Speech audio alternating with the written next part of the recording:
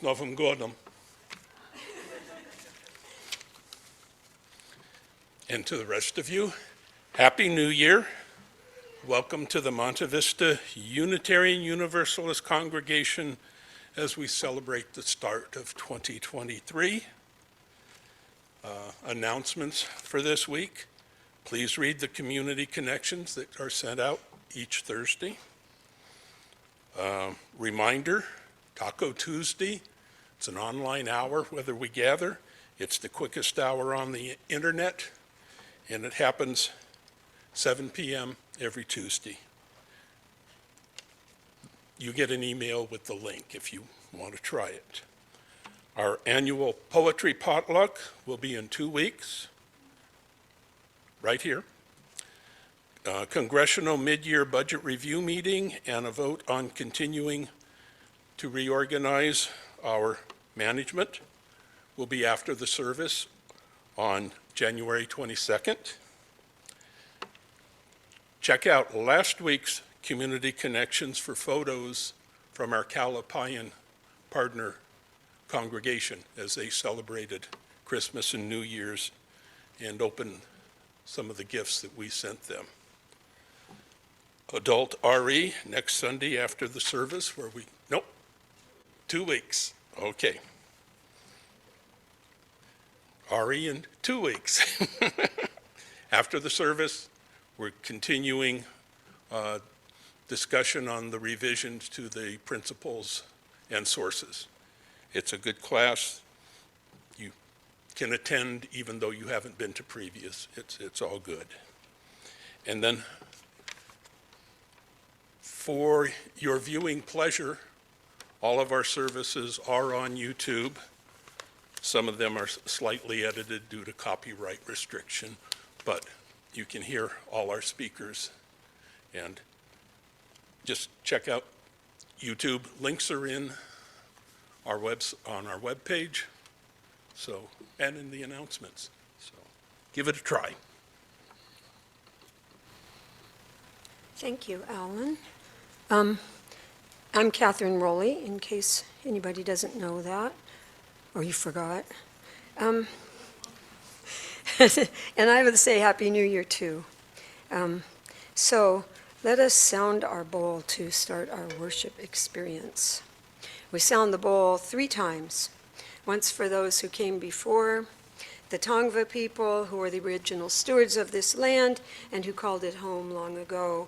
And we also honor our ancestors, the founding members of this beloved congregation.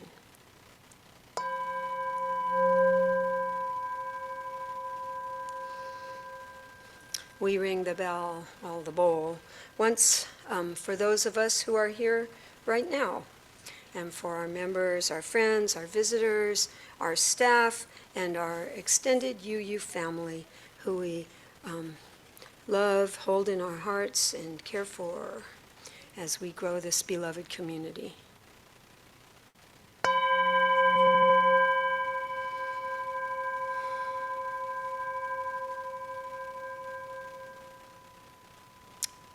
And we ring it once for the future. We ring it for those who will come to call this place their home, and for all the work and experiences we don't even know, but we hope will come in the future.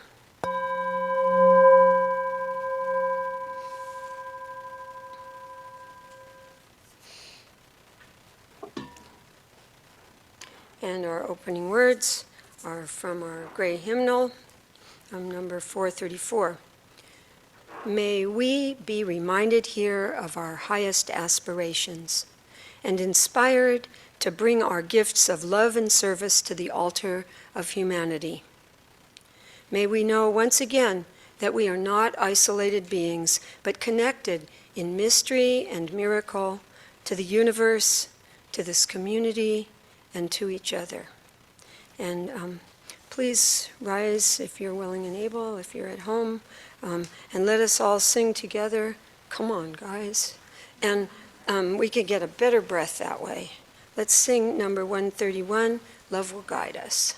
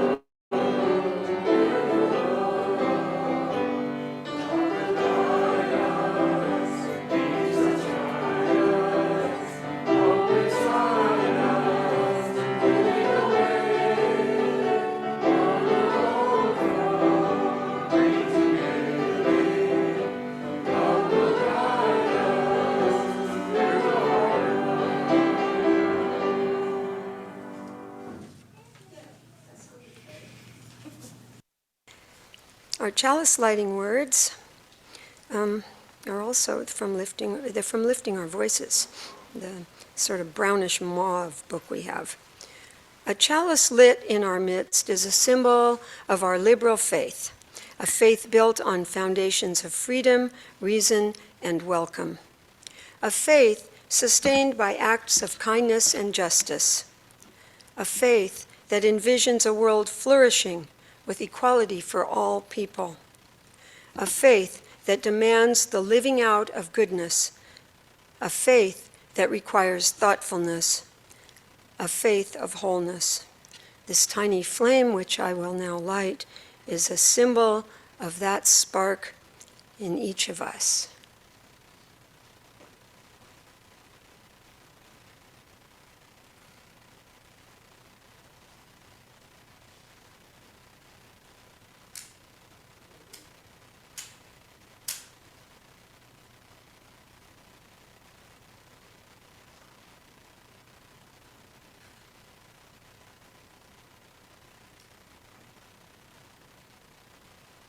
Let us speak our covenant of faith together, and then we have another opportunity to sing, and I would invite you to stand again for this.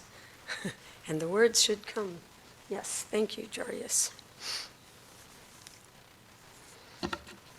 Love is the doctrine of this congregation. The quest of truth is its sacrament, and service is its prayer.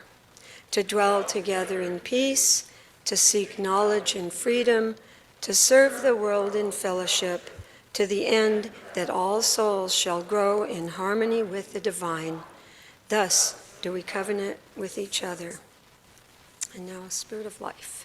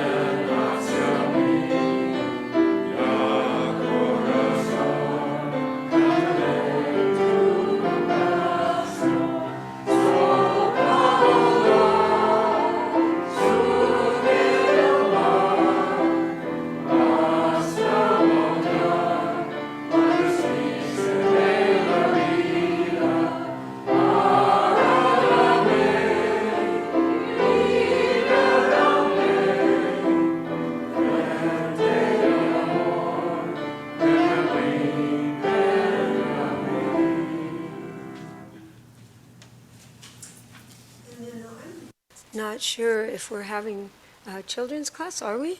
Okay, because we have a child to sing out. Okay, so let's at this time, this is your moment to walk out, Donovan. So, and thank you, Letha. So let's sing our children's going to their classes song.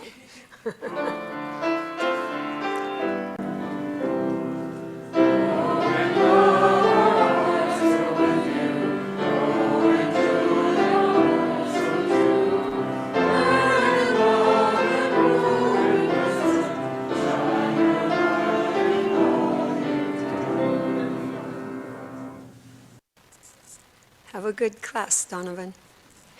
He has been a bright light in our congregation. Just in case you wondered, parents. We love him. And now is a time for our Sunday offering. Okay, our offerings support and sustain this congregation. So at this time, you could come forward and bring your offering and place it in the basket, in the brown basket. And if you're on Zoom, this could be a time for you to click on the donate button that's in the order of service. Also, you could visit our website, or put something in the mail. And as we also, maybe if you have anything for the Beta Center, we have a basket for our local food pantry. And while we are opening our generous hearts, we have an opportunity to listen to Lily. Now is our time where we share with one another our personal joys and celebrations and sorrows, sadnesses. And nothing was in the basket. So I don't know if there's anything online. I don't know if Darius has it. I don't know how to do that because I don't have a little computer to look at it. Darius, was there anything? He's in the closet. You guys don't know that, but I don't really either, but I think he is there, and I don't mean another way. Anyway, so if there are anything that I'm not seeing, I'm really sorry. I need to get a little computer so I can be on Zoom too. But I do know that we do have, we're full of gratitude for Maddie Scully having come through some really pretty serious health crises and been on the mend. She's on the mend and hopes to be back with us soon. So some good thoughts out to her.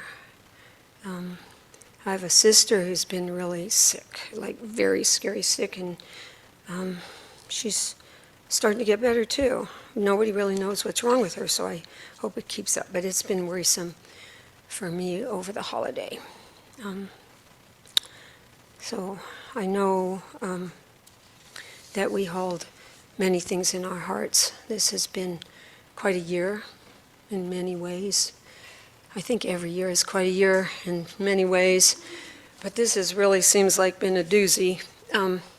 So let's take a moment to just sit with our thoughts of good wishes for those we know who may be suffering health issues or personal issues right now, and let's take a moment to just relax into a state of meditation and breathe some breaths together. Let's take a moment to just relax in silence and feel our hearts opening.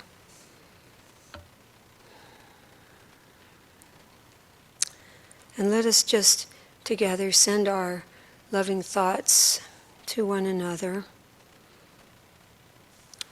and to those who, like I said, we know are suffering. Let's take a moment as a congregation to send our prayers and thoughts out to the people in the world we know are suffering. There's so much suffering in the world. And let us also take a moment to really send some love out to our Mother Earth.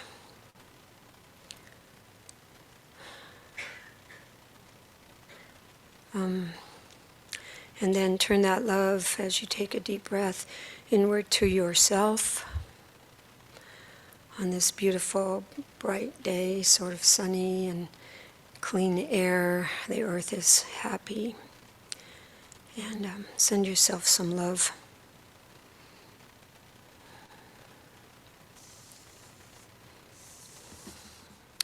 I have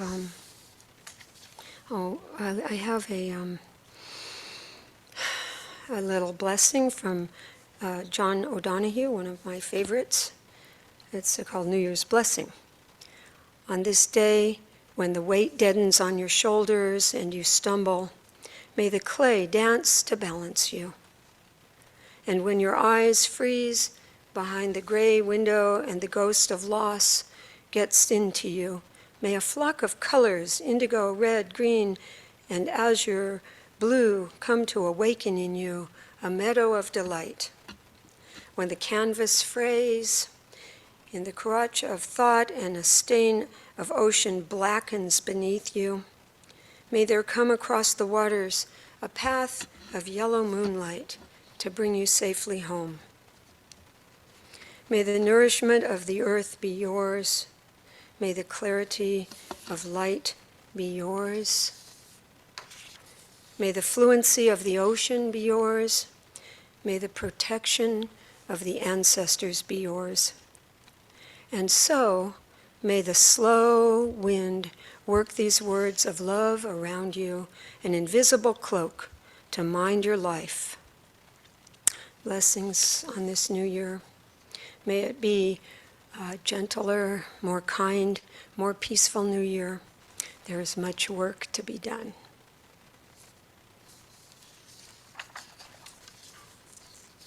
And now, I have two readings. They're really short. They're readings about, well, they're sort of about, one of them's for sure about enlightenment. Thought they would complement, perhaps, our topic. And one is called The Meaning of Existence. It's by Les Murray. Everything except language knows the meaning of existence. Trees, plants, rivers, time know nothing else. They express it moment by moment as the universe. Even this fool of a body lives in it in part, and would have full dignity within it but for the ignorant freedom of my talking mind. And the second one is by Dogen. Enlightenment is like the moon reflected on the water. The moon does not get wet, nor does the water get broken. Although its light is wide and great, the moon is reflected even in a puddle an inch wide. The whole moon and the entire sky are reflected in one dewdrop on the grass.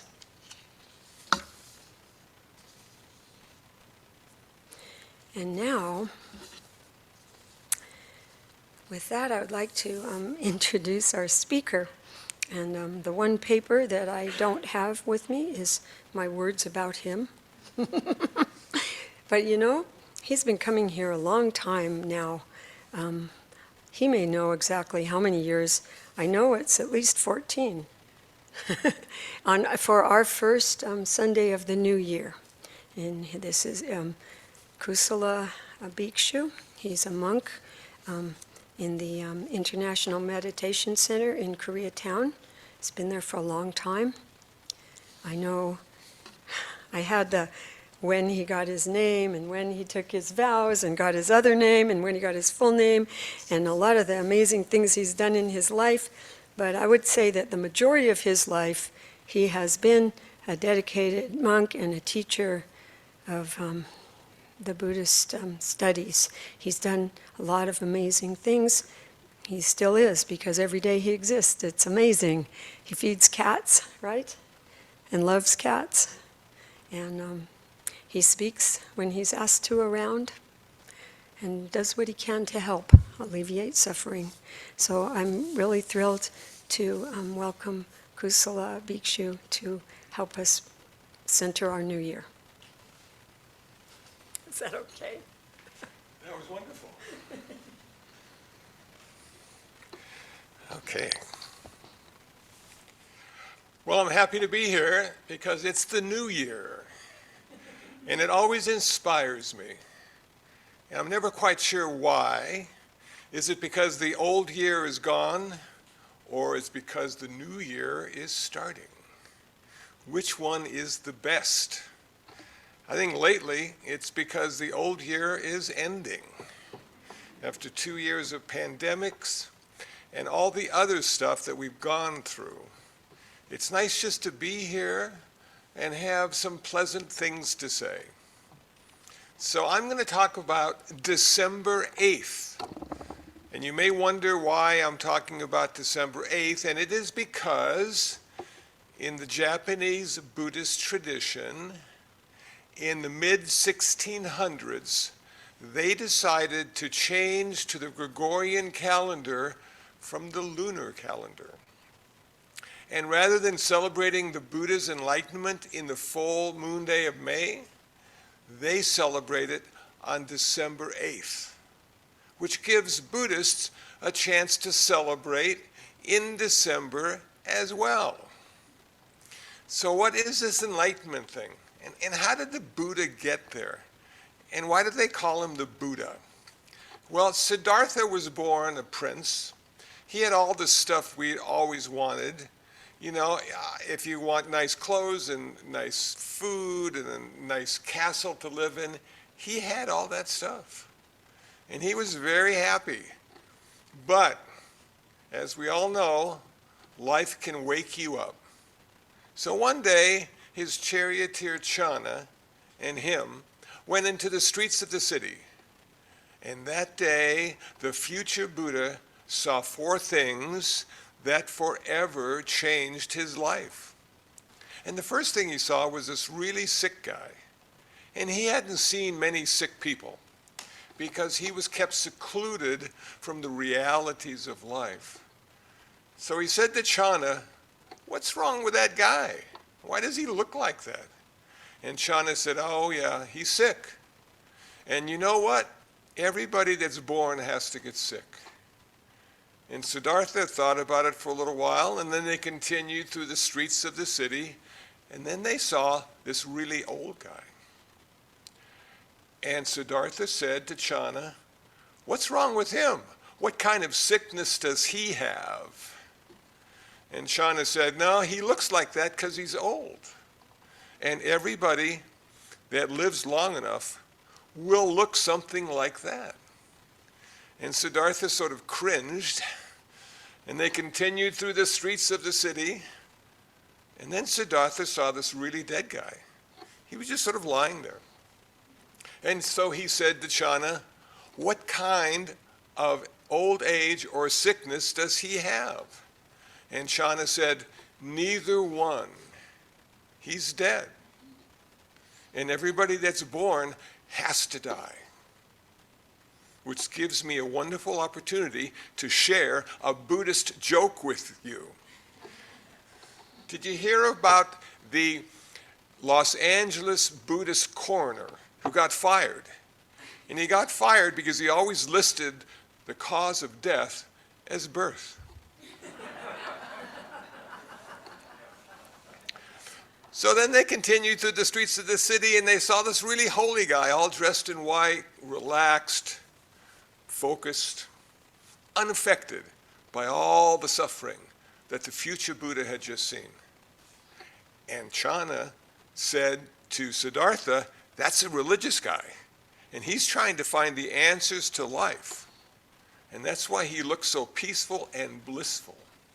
And I think at that moment it planted a seed in Siddhartha's mind that maybe rather than taking over the kingdom and being the next king, he would become a holy person and find the answer to suffering. So he got married and he had a child. His child was called Rahula. Now Rahula means fetter or impediment. I'm not sure how many parents would name their child fetter or impediment, but it works well in the story of the Buddha. So it said on the very night his son was born, he kissed his wife goodbye and left her and the baby in the care of his parents, the king and the queen, and said to her, "As soon as I find the answer to suffering, I'll come back and get you." So he spent 6 years in the forests and jungles of India, becoming a mendicant, a meditator, a renunciate. He did all sorts of meditation to clear his mind, to purify his consciousness. And no matter how hard he tried or how long he worked on it, it didn't seem to work. He couldn't get that enlightenment. So he made a vow to himself. And he found a tree, which later became called the Bodhi tree, the tree of enlightenment. And he said, "I'm going to sit here until I get enlightened or I die." And thankfully, he didn't die. He got enlightened, but it took a few days to get there. And he sat, and he sat, and he sat. And then, one night, he did it. And it's called the 3 watches of the night. 3 really important things happened to him. He became aware. He became conscious. The first thing that happened, the first watch of the night, was he was able to look back on 100,000 past lifetimes. Now, how cool would that be if we could sit down and just go back through 100,000 past lifetimes? You know? Now, I know it's a bit mystical, schmystical, but how about if you sit down and go back through this life and all the stages you went through in this life? And you were a kid, and you were a teenager, and you were a young adult, and you were an adult, and then if you're lucky enough, you're an old adult. And all those transitions could be looked at as various lifetimes in this one lifetime. And I look back and I look at myself at 20, and I think, what a jerk. I should have been able to see it differently, but I was stuck because I was young. And I was in my, I knew everything. Nobody could tell me anything. And so it took a while to get past that and then realize I didn't know anything. So it's like, okay, so if you can't figure out how the Buddha looked back 100,000 lifetimes, just think about this one lifetime. He was able to see his successes and his failures. He was able to see what life led to the next life and what he could have done better or what he did really good. And that inspired him. And he continued to sit. And then he got into the second watch of the night, it said. Now, this is really cool. So you're going to have to open up that mind just a little bit. He was able to see birth. He was able to see death. He was able to see the various afterlives. And he was able to understand karma at a much deeper level. So the first thing he saw was birth. How do we get born? Now, I've thought about that. I came to the conclusion it's pretty much just lust, and we showed up. But there's more to it than that. That's too easy. In Buddhism, what they say in order to be born is you need a mom, a dad, and karma. The karma from the past lifetime merges with the mom and the dad, and you end up being born. Now, if you had good karma, you were born in Paulus Verdes. And if you didn't have such good karma, who knows where you'd be born. But he came to understand that was one of the aspects of karma that he didn't know about, because in the old days in India, it was what goes around comes around. If you do good stuff happens to you. If you do bad stuff happens to you. He didn't factor in birth. Karma is the only thing we get to take with us, a Buddhist would say, when we die. No matter what attachments you have to those golf clubs, to that car, to that wife, to those children, you can't take them with you. Only your karma. Now we have death. He came to understand death and the various reasons why people die. There are accidents, there's illness, there's old age, there's all sorts of stuff. And some people die well, and some people don't die so well. And we all die differently. Each one of us is unique in our birth and our death because of our karma. I was watching a show yesterday about 2 airplanes back in the 50s, I think it was, that collided in midair and fell into the Grand Canyon. And there were like 150 people on those airplanes combined that went to their death.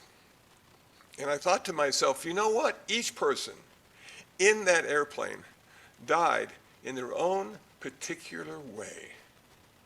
Some may have started praying, some may have started screaming, some may have asked for another drink. You never know what's going to happen to you. Are you ready to die today? Well, you know what? Buddhism says, hey, we die into each moment, and we're reborn again in the next one. And the whole process of birth and death happens all the time in our life. Every day, every hour, every moment. So the Buddha looked at that and went, wow, okay. Then he became aware of the afterlife. And we have a really cool afterlife because we got a couple places we get to go. We have the 5 realms of existence. The first realm is the heaven realm, and it is perfect. It's just the way you want it to be, and you couldn't be happier. But there's a problem in our Buddhist heaven, and that is everything in Buddhism is impermanent. So even though you really love that heaven realm you finally got reborn into, at some point you're going to have to leave. And you're going to be really bummed, and that's why even the heaven realm in Buddhism turns out to be unsatisfactory. Okay, now we have the next realm, and that's the human realm. And this is the best place to be reborn into because we have the Buddha Dharma, and we have the opportunity to achieve Nirvana. You can't achieve Nirvana in heaven because it's too nice and you don't want to change anything. And you can't achieve Nirvana in hell because it's so bad, all you think about is your suffering. And the human realm has just enough kindness and just enough pain to keep us honest and looking for the answer to the end of suffering. So however you feel about rebirth or karma, everyone here made it. We're in the human realm. What an opportunity. Don't throw it away. Use it as best you can. No matter what religion you're following, be the best one you can be. Now we come to the first hell realm, and it's the animal realm. And oh man, I know if you have little Fluffy at home, you feed him every day, you pet him. You know, you take him for walks if it's a dog, or let it sleep if it's a cat. You're just, you know, how could Fluffy be in the hell realm? Well, it goes like this. Animals, they're really limited. They can't do very much. What they do is they eat, and they sleep, and they have sex, and that's all they do. Now, if you think back to when you were a teenager, that may sound familiar. But you're limited. That's why they call it the hell realm. And in order to be enlightened, you have to be reborn out of the animal realm into the human realm. And we have cats at our meditation center, and they get to smell the incense and see the statues and hear the chanting and see the image of the Buddha, and all those things are planting seeds in the consciousness of the cats, so when they finally die, they will be reborn as a human being, and we're hoping that they find our meditation center, want to be a resident, and pay rent. We'll see how it goes. Now we come to the next hell realm. It's called the hungry ghost realm. And these are creatures that are 12 feet tall. And they have this little pinhole for a mouth. And no matter how hard they try to put the food through the pinhole mouth, they're always hungry and always starving, and that's how they spend their time in the hungry ghost realm until finally their time is up and they get to be reborn either up or down. And now we come to the worst hell of all. You sort of look just like you normally do, but you're walking through like a park, and then the leaves of the tree fall off the tree and turn into razor blades and cut you into 1,000 pieces, and then you're resurrected again so you can be killed again and again. It's a terrible place. So we don't want to go to any of the hell realms, so we try to have good thoughts, good speech, and good action as a way of having a good life and a good afterlife. Now, the third watch of the night is the most important. That is, the future Buddha found the Four Noble Truths. He said, the first truth I have discovered, actually, let me put it in a different way. The first truth I have rediscovered, because in some forms of Buddhism, they consider Siddhartha the 28th Buddha. So there were 27 Buddhas before Siddhartha on earth. And each time a Buddha is reborn, he discovers Buddhism again and starts to teach so the humans on the planet can end their suffering. So he said, I've discovered why people suffer. The reason is desire and craving and attachment and aversion. We're trying to hold on to the good and push away the bad. And we find ourselves in all these circumstances all the time, and we are just one of the contributing factors that allow us to control just a little bit of what's going on. There's 9,999 other factors either working for us or against us. It's really depressing that we don't have the kind of control we would like to have to make our life the way we think it should be.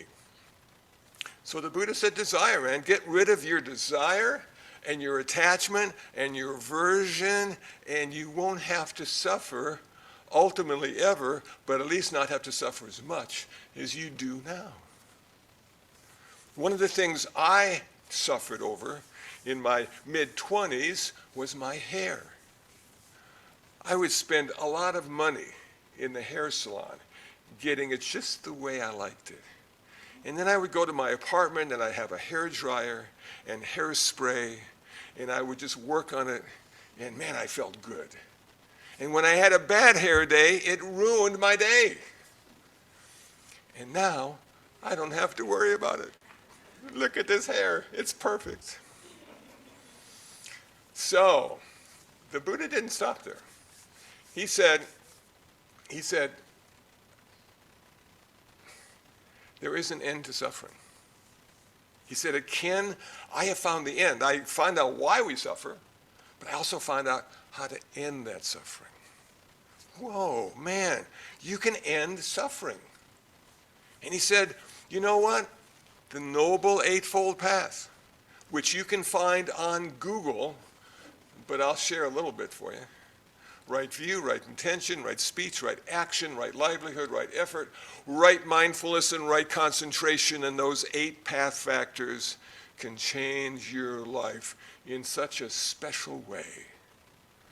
Whoa, man, okay. So what do I need to do? Well, you need to practice. Buddhism is a practice religion. There are some faith aspects in Buddhism, but generally speaking, it is a lot of work. Sila, Samadhi, and Panya. Sila, moral discipline, which is really hard to find sometimes in the real world. But the moral discipline of a Buddhist starts with the 5 precepts that they take when they become an official Buddhist and get a certificate suitable for framing. Number 1, not to take life. Not to take life. You would think that would be so easy until you find the cockroach in your kitchen. And then you say to yourself, well, how can I get rid of the cockroach and not take its life? Because taking its life would be so much easier. Just a kick or a splat or something and it's gone. But you're a Buddhist, so you find a jar and you're going to catch the cockroach and you're going to take it outside and let it go, knowing that in 2 days, it will be back. But that's how life works. Number 2, not to take what is not given, which is even more than not stealing. But can you live in a world and not take what's not given, what's not yours? This whole thing of having receipts, and we have the illusion of ownership. Yes, that's my car. I bought it. I have insurance on it, and somebody stole it. How could they steal my car because I own my car? No, I'm sorry, you don't. You're just using your car until somebody wants it more than you do. And that's why you have insurance. Or you're in an accident. Or you park it someplace and can never find it again. There are all sorts of reasons why you don't own your car. Somebody asked me just the other day, do you have a car? Yes, I do have a car. Do you own it? Well, theoretically I own it, but basically I just use it. Well, why do you think you would want to use a car? Well, it allows me to go and give more presentations about Buddhism having a car than relying on public transportation or people taking me different places. I see. So you don't really own it? No, just using it. Okay, good to hear. Number 3, no sexual misconduct. Wow, okay. You know, like what's good and what's bad, and how do you decipher it, because it's always changing, and sometimes it's good and sometimes it's not so good. Well, how about if you just look at it as being, you know what, I'm going to be kind, which is even better than being in love. Because sometimes people who are in love aren't kind to the ones they love. But I'm going to try to be kind to everyone in my life. And if I have a relationship, whether it be physical or emotional, I'm going to be kind and courteous. And I'm going to honor that relationship and the person that's in it with me. Okay, that sounds like it might be workable, but it sounds like a lot of effort and time on your part. But it pays off. Friendship can last a lifetime. Love, sometimes not so much. Number 4, always speak skillfully. No harsh speech, malicious speech, gossip, idle chatter. Oh, man. Okay. This is difficult because a lot of people like to talk. And basically, they like to talk about nothing. And we listen, and we go, yeah, okay. And if you've ever watched talk shows on TV, what the hell are they talking about? And why does it mean something to the people who are listening and mean nothing to you? Maybe it's your meditation practice, taking you to that next level, realizing that sometimes what's not being said is more important than what is being said. Okay, so can we speak skillfully? And if we have nothing to say, can we not say anything at all? I think so. Number 5, don't get high. Don't get high. I know marijuana is legal in California. I know alcohol is legal in California. I know they're trying to get hallucinogens legal in California. Where it's Tim Leary and Ram Dass when you need them. But you know what? It doesn't help you in your life. Because sometimes if you are high or drunk, you can break the other 4 precepts and not even know you did. Not only will getting high hurt you ultimately, but it may hurt everybody around you. And you know, some of us are of an age where if we stand up too quickly, it's like being high anyway. So save your money. It's not worth it. So that's how it starts. That's what we need to do as a Buddhist to achieve our eventual enlightenment. Okay? And then we got to meditate. We have to cultivate our consciousness. We have to get rid of all the greed, hatred, and delusion and exchange it for generosity, compassion, and wisdom. Okay. You know, this last part is being aware in a very specific way. There's a critical awareness necessary to achieve enlightenment or achieve nirvana, but it permanently alters your consciousness. It doesn't alter you physically. You will still feel the aches and pains of having a body, but they'll be less severe, and you'll have a certain level of equanimity, so it's not going to trouble you as much as it did before. But there is a really cool wisdom that happens, and you're able to see things differently, and sometimes you're able to help other people see things differently. So when you finally achieve your nirvana, 3 things happen.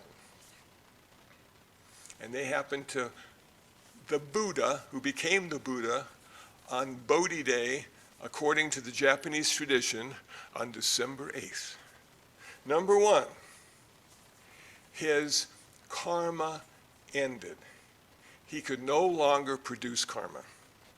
No matter what he thought, said, or did, there were no consequences. He couldn't create his own karma any longer. He ended his suffering forever. He had pain. He died at 80. He was an old guy. His back didn't feel so good sometimes, and his legs didn't feel so good sometimes. And he walked everywhere he went. But he didn't suffer ever again after December 8th, his Enlightenment Day. And the third and most important aspect of his nirvana and his enlightenment is he never had to be reborn again. Now that may sound like sort of a prize that's not necessarily of value. But you know what? Every life that we've ever lived started with birth. And that birth allowed us to suffer and be despondent and sometimes depressed and feel like a failure. And sometimes we succeeded, and sometimes we felt it was really working well. But it would go back and forth, and then ultimately we had to die again. And then we'd be reborn, and we'd die again, and we'd be reborn. And they say nirvana is a unique way of existing in the world because there's no beginning. And everything on our planet has a beginning. It started. Everything. The mountains and the oceans, people, pets, they all had a first cause. And Buddhism says, no, there's no first cause. It's just a big circle. It didn't start. It's always been. And it continues, life and death, life and death. And if you can break the cycle, you'll never have to go through that again. But you won't not exist. You'll exist in a very interesting and happy way. And one of the things you might think about is a koi pond with fish and a turtle. And the turtle gets to go in the water and gets to go out of the water. And the fish one day asked the turtle, "What's it like not to be in the water?" And no matter what the turtle told the fish, they couldn't figure it out. It made no sense because their life was in the water. So if the Buddha was here today, standing next to me, and you said to him, "So what's it like, Buddha, to achieve nirvana?" No matter what he told you, you wouldn't get it. It wouldn't make sense. You'd be the fish in the pond, and he'd be the turtle. So Buddhism, I suppose, requires a little faith, enough faith to practice, and to understand that there is an answer to the suffering of being a human being. I'm going to stop there. I think this is probably even more than enough. I wish you a good year, and I hope everything you want. Well, no, I don't want to say that, because somebody once said, and I don't want to say God, but I want to say the Supreme Being, if it doesn't like you, it will give you everything you want. So I hope you get enough. Thank you.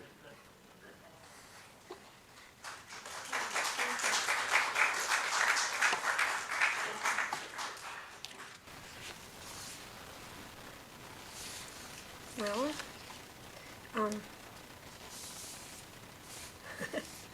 that was awesome. I was thinking, I don't know, I don't have the regular order of service. This is what I was thinking, though, that I forgot that after we were going to meditate, I told you to do a little musical interlude. And I was just, yeah, I thought, oh, I didn't do it perfect.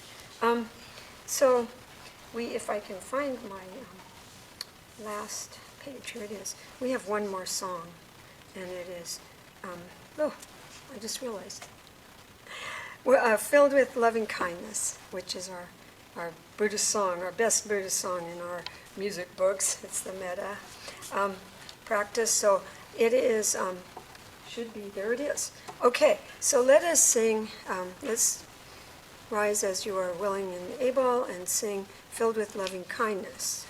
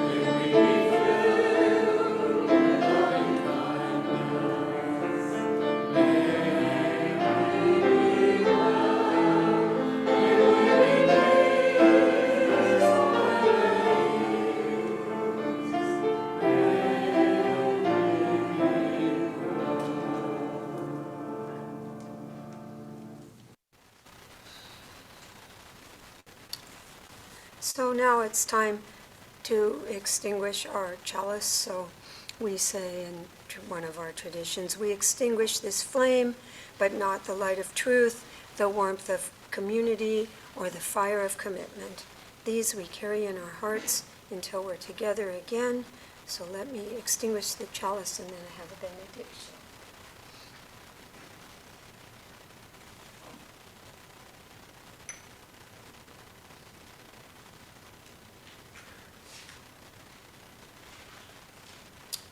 And our sending words are A New Year's Wish by Helen Van Anderson Gordon.